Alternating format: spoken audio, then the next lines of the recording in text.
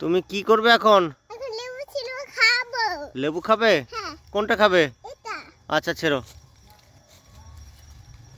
ছিঁড়তে পারছো না? জোরে টান দাও। এই পড়ে গেল।